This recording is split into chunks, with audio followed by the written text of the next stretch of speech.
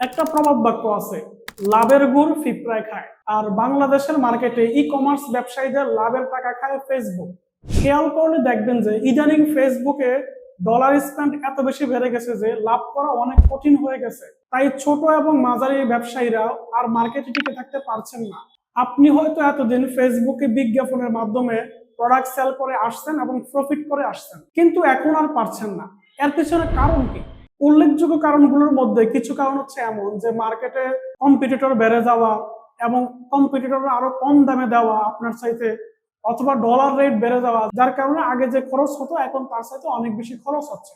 আপনি জেনে অবাক হবেন যে আমাদের কাছে প্রায় প্রায় ব্যবসায়ীরা এসে লাভ না হওয়ার বর্তমান পরিস্থিতির কথা শেয়ার করেন এবং খুব দুঃখ প্রকাশ করেন। কিন্তু খুশির বিষয় হচ্ছে আমরা প্রায় প্রত্যেকটি বিজনেসকে নিয়ে অ্যানালাইসিস করি এবং সেখান থেকে একটা সমস্যার সমাধান খুঁজে বের করি।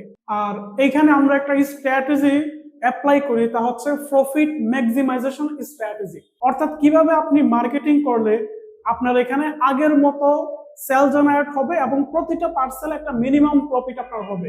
আপনার বিজনেসে যদি আগের মতো প্রফিট না হয় তাহলে আপনি আমাদেরকে নক দিতে পারেন। ইনশাল্লাহ আমরা আপনাকে কাঙ্ক্ষিত সার্ভিসটি খুব সহজে দিতে পারবো। ধন্যবাদ।